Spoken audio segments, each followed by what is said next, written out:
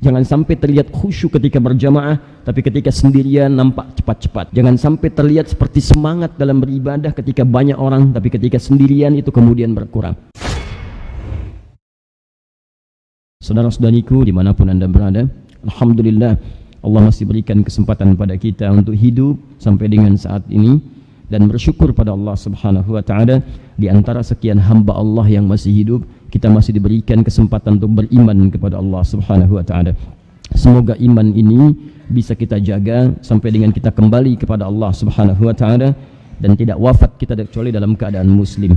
Karena itu Rasulullah sallallahu alaihi wasallam terekam seringkali mengawali setiap nasihat beliau, bahkan khutbah beliau, dengan mengutip firman Allah di Quran surah Ali Imran ayat 102 itu. Ya ayyuhalladzina amanu taqullaha haqqa tuqatih.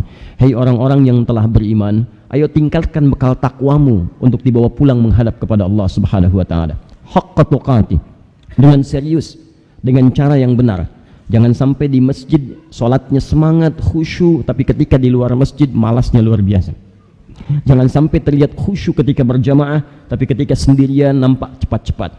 Jangan sampai terlihat seperti semangat dalam beribadah ketika banyak orang, tapi ketika sendirian itu kemudian berkurang. Serius. Wala tamutunna illa wa antum muslimun, dan jangan sampai wafat kecuali kita membawa predikat Islam saat menghadap kepada Allah Subhanahu wa Ta'ala. Pertahankan dua hal itu. Wafat dalam keadaan muslim, tapi muslim yang punya bekal yang baik.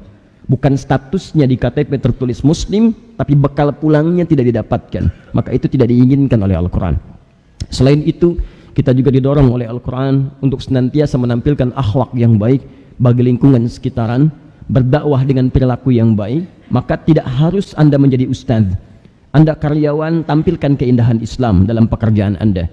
Anda seorang pengajar, maka mengajar dengan akhlak Islam. Anda seorang tetangga, berikan nilai-nilai keislaman yang baik bagi tetangga. Itulah dakwah kita.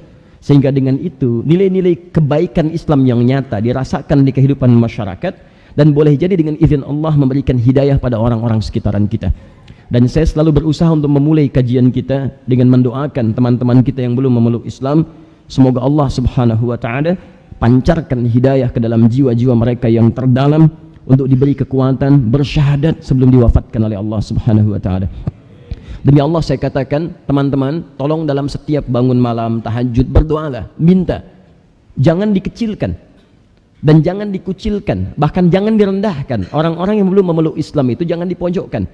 Dakwahi dengan akhlak yang baik. Malam-malam kita berdoa supaya mereka mendapatkan cahaya hidayah yang sama. Gandeng dia untuk sama-sama ke surga. Dan itu yang terindah yang bisa kita lakukan. Demi Allah, malam kita bermohon kepada Allah, mungkin besok lusa, dari apa yang kita mohonkan itu mungkin akan ada hasilnya. Alhamdulillah dalam beberapa kesempatan ini, dari setiap ta'lim yang kita lalui, alhamdulillah Allah pancarkan hidayah pada sementara orang-orang yang belum beriman untuk bersyahadat di hadapan Allah Subhanahu wa Ta'ala kembali kepada fitrahnya. Dan saya ingatkan ya, saya pesankan dimanapun teman-teman berada, yang saya ajarkan kepada Anda adalah kemuliaan-kemuliaan, pengetahuan-pengetahuan yang melahirkan akhlak yang mulia. Karena itu praktekkan dalam kehidupan kita, apapun yang kemudian kita jalani dalam prosesi kehidupan sehari-hari. Demi Allah saya katakan, saya tidak mengajari Anda untuk menjadikan pengetahuan itu amunisi untuk pandai mendebat orang lain, atau mempraktekkan akhlak yang buruk untuk menjelekkan orang karena perasaan sudah memiliki bekal yang baik sehingga menganggap orang jauh di bawah kita. Tidak. Saya selalu mengajarkan apa yang Anda dapatkan, praktekkan. Kalau cara ibadah, sempurnakan ibadah kita. Kalau dakwah, maka lembutkan hati kita untuk mengajak orang lain sekalipun hanya dengan doa. Paham sampai sini? Jadi kalau ada orang mengaku belajar dengan kami, tapi menjadikan bagian pengetahuannya hanya untuk mengecilkan orang, atau menjadikan itu sebagai amunisi untuk mendebat orang lain, maka saya bersaksi di hadapan Allah, saya tidak pernah mengajarkannya. Siapapun termasuk yang berusaha menyakiti kita, maka respon dengan akhlak yang mulia. Doakan, ya, sampaikan, kalau perlu maafkan. Tapi ingat baik-baik kata-kata saya ini ya, memaafkan itu bukan berarti menggugurkan dosa yang telah ia lakukan kepada kita. Hanya menghilangkan sekat yang terjadi antara kita dengan orang itu. Dia kalau belum dia minta maaf, maka dosa dia akan dibawa terus sampai menghadap kepada Allah Subhanahu wa Ta'ala. Misal, si fulan disebut sesat misalnya, ternyata tidak terbukti. Yang disebut sesat memaafkan.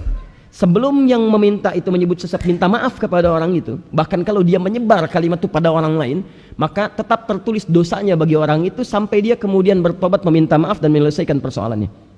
Jadi tidak ada ruginya kemudian Anda memberikan maaf pada orang lain. Quran surah ke-3 ayat 133 sampai 134. Di ayat 134-nya, ciri ahli surga itu wal'afina 'anil nas, dia maafkan orang. Jadi kalau Anda sudah bisa maafkan orang, nanti Allah akan tutup keterkaitan hati Anda dengan orang itu. Anda tuh dibuat tenang, nggak mikirin dia, nggak terpikir persoalannya, nyaman aja. Cuman dia masih mikirin Anda.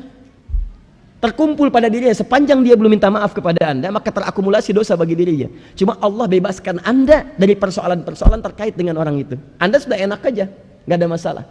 Jadi itulah diantara fungsi memaafkan orang lain, itu memberikan kelapangan pada jiwa, sehingga perasaan kita nyaman dan beraktivitas pun tenang dalam kehidupan sehari-hari.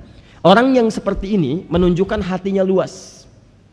Kalau sudah hatinya luas, maka Allah akan ganti rumahnya di surga dengan tempat yang lebih luas dari kelapangan hatinya.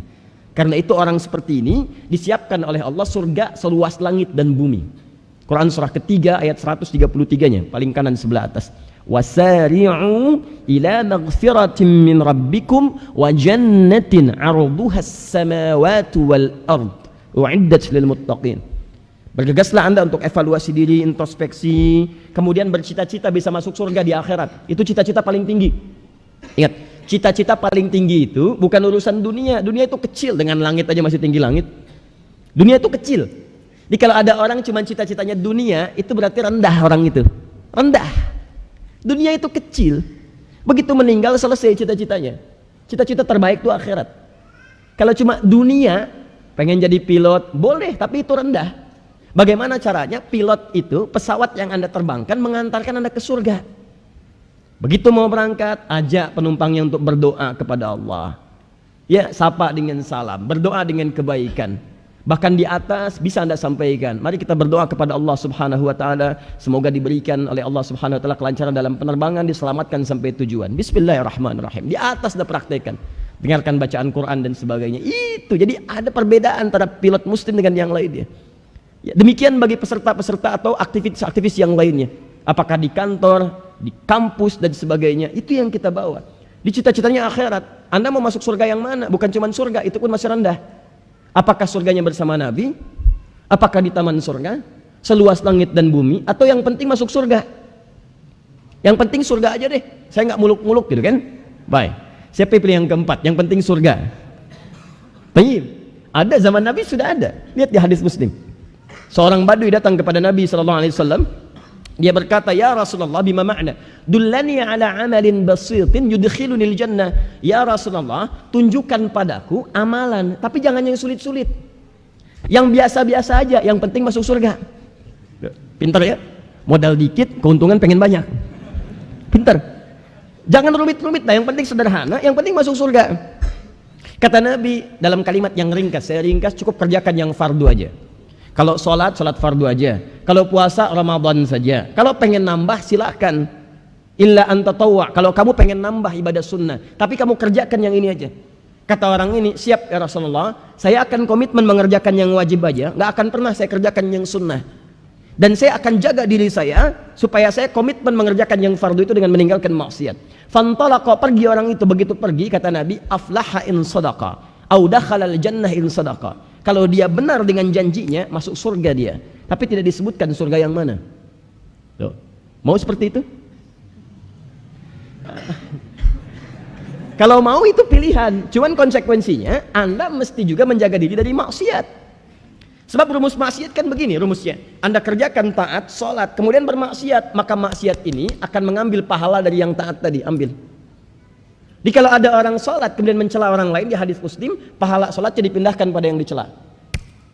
Anda ikut taklim saat bersamaan misalnya membicarakan keburukan orang, maka pahala taklim dipindahkan kepada yang dibicarakan tadi.